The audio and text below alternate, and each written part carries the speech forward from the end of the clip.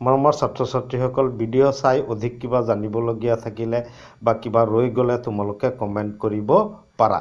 মই ভিডিঅ'ৰ প্লেলিষ্টবিলাক Facebook group, Facebook page, Telegram আদিত শ্বেয়াৰ কৰি থৈছোঁ, যাৰ লিংক মই ডেছক্ৰিপশ্যনত দি থৈছোঁ। তোমালোকে তাৰ জৰিয়তে প্লেলিষ্টত গৈ ভিডিঅ'বোৰ একাধিক্ৰমে চাই যাব পাৰা। এতিয়া আমি আলোচনা কৰিবলৈ আগবাঢ়িছোঁ অধ্যায় 7 নিয়ন্ত্ৰণ আৰু সমন্বয়। এই পাঠটিৰ পৰা 2019 চনৰ SSLC এক্সামত 3টা প্ৰশ্ন আহিছিল। প্ৰশ্ন নং 1ৰ ই, 10 আৰু 20। এই 3টা প্ৰশ্ন উত্তৰ এতিয়া আমি আলোচনা কৰিবলৈ আগবাঢ়িছোঁ। বৰ্তমান আমাৰ সন্মুখত আছে প্ৰশ্ন নং 1 ই। মগজুৰ যি অংশই দেহ লৰচৰ আৰু সমতা ৰক্ষা কাৰ্য নিয়ন্ত্ৰণ কৰে সেইটো হ'ল ডায়ন'চেফালন, চেৰিব্ৰাম, চেৰিবেলাম, মেডুলা অব্লংগাটা। এই প্ৰশ্নটো তোমালোকৰ কিতাপৰ 118 পেজৰ পৰা মেকিং প্ৰশ্ন আহিছে। 118 পৃষ্ঠাৰ লাষ্টৰ দুটা পেৰাগ্ৰাফত এই কথাখিনি তোমালোকে চাব পাৰা। তাতে এই কথাটোৰ আনচাৰ আছে। এই কথাটোৰ আনচাৰ হ'ল অপশ্যন 3 চেৰিবেলাম। আমি লিখি দিলেই অপশ্যনৰ প্ৰশ্ন, গতিকে আমি এনেদৰে খালি অপশ্যনটোৰ আনচাৰত লিখি দিলেই হৈ গ'ল। এতিয়া আমাৰ সন্মুখত আছে প্ৰশ্ন নং 10। একচন আৰু ডেনড্ৰাইটৰ মাজৰ দুটা পাৰ্থক্য লিখা। এই প্ৰশ্নটো তোমালোকৰ কিতাপৰ 115 পৃষ্ঠাৰ পৰা মেকিং প্ৰশ্ন আহিছে।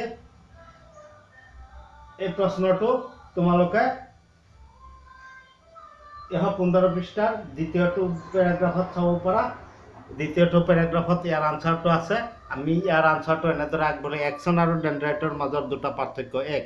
একচনে দেহকোষৰ পৰা স্নায়ু বাৰ্তা স্নায়ু প্ৰান্তলৈ প্ৰেৰণ কৰে, আনহাতে ডেনড্ৰাইটবোৰে লাগি থকা কলা কোষ বা অন্য স্নায়ু কোষৰ বাৰ্তা গ্ৰহণ কৰি দেহকোষলৈ পঠায়। 2 নম্বৰ, একচনবোৰ দীঘলীয়া আৰু শাখাবিহীন, আনহাতে ডেনড্ৰাইট চুটি আৰু শাখাযুক্ত। ডেনড্ৰাইটবিলাক একচনতকৈ চুটি আৰু কি হয়, শাখাযুক্ত হয়। এই প্ৰশ্নটোৰ আনচাৰ আমি এনেদৰে আগবঢ়ালেই হ'ল। ইয়াত মাৰ্ক আছে 2। এইটোৰ আনচাৰ আমি এনেদৰে দিলে ইয়াৰ পৰা আমি সম্পূৰ্ণ 2 মাৰ্কছ পাই যাম। এতিয়া আমাৰ সন্মুখত আছে প্ৰশ্ন নং 20। হৰমন কি? প্ৰশ্নটো মেকিং আহিছে, হ'লে এইটো জানাই। হৰমন কি? উদ্ভিদৰ বৃদ্ধিত অৰিহণা যোগোৱা হৰমন বা সঞ্জীৱনী পদাৰ্থৰ উদাহৰণ দিয়া। উদ্ভিদৰ বৃদ্ধিত অৰিহণা যোগোৱা সঞ্জীৱনী পদাৰ্থৰ উদাহৰণ দিয়া। এইটো তোমালোকৰ কিতাপৰ 122 পৃষ্ঠাৰ প্ৰশ্ন হ'লে 3 নং প্ৰশ্ন। তাৰপিছত আছে কি? সংবেদী উদ্ভিদৰ এজোপা পাতৰ চলন আৰু কাণ্ডই পোহৰৰ দিশত কৰা গতিৰ মাজত পাৰ্থক্য আছেনে? এই প্ৰশ্নটো তোমালোকৰ কিতাপৰ 120 পেজৰ প্ৰশ্নাৱলী 2টোৰ নিচিনা। নীলা জীৱনৰ পাতৰ চলন আৰু পৰিঘটনটো কাণ্ডৰ কুমলীয়া আগৰ পোহৰ দিশত। নীলা জীৱনৰ পাতৰ চলনৰ ঠাইত ইয়াত কি দিছে? সংবেদী উদ্ভিদ এজোপাৰ পাতৰ চলন, হয়নে? কথা একেটাই। আমি আনচাৰটো একেদৰে দিব লাগিব। বহুকেই জীৱদেহ নিয়ন্ত্ৰণ আৰু সমন্বয়ৰ বাবে দেহৰ কিছুমান অন্তঃস্ৰাৱী গ্ৰন্থিয়ে নিঃসৰণ কৰা ৰাসায়নিক পদাৰ্থবোৰক হৰমন বোলা হয়।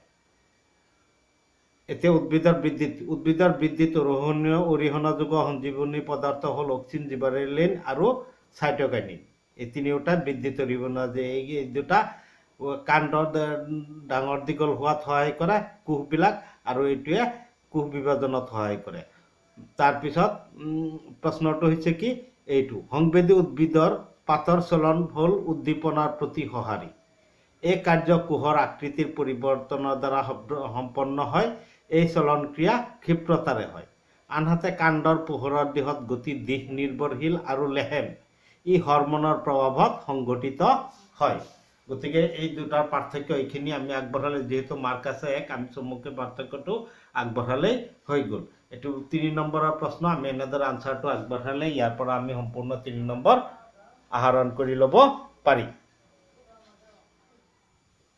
এতিয়া আমি আলোচনা কৰিবলৈ আগবাঢ়িছোঁ 20 নং প্ৰশ্নৰ অৰ নাইবা অথবা দি অহা খণ্ডটো, যি প্ৰশ্নটো তোমালোকৰ কিতাপত আছে।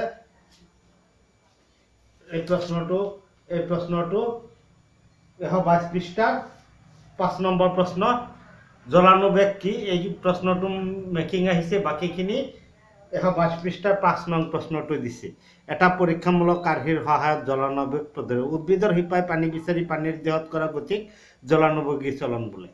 জলানবেগৰ পৰীক্ষামূলক আৰ্হি চিত্ৰত দেখুৱাৰ ধৰণে আমি এটা পাত্ৰত বালিৰে পূৰ্ণ কৰি লৈছোঁ। এই বালিত এটা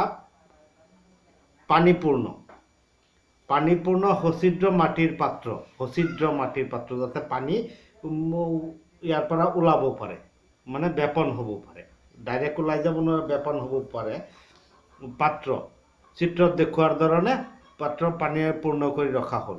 তাত মটৰ মাহৰ বীজ ৰোপণ কৰি 10 দিনমান ৰাখি থোৱা হ'ল।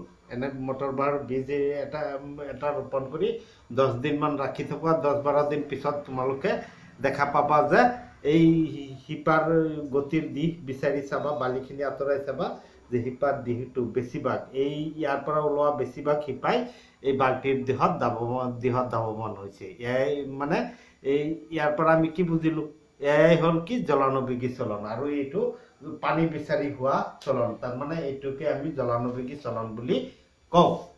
এই প্ৰশ্নটো 1+2 মাৰ্কছৰ আছে, গতিকে আমি এই প্ৰশ্নটোৰ আনচাৰ এনেদৰে আগবঢ়ালেই আমি 1+2 = 3 মাৰ্কছ ইয়াৰ পৰা পাই যাম। এনেকৈ চিত্ৰটো তোমালোকে আঁকি দেখুৱাব লাগিব। মৰমৰ ছাত্ৰ ছাত্ৰীসকল, ভিডিঅ'টো চাই ভাল লাগিছে যদি ভিডিঅ'টো লাইক কৰা আৰু যিমান পাৰা শ্বেয়াৰ কৰা, যাতে সকলোৱে ভিডিঅ'টো চাব পাৰে।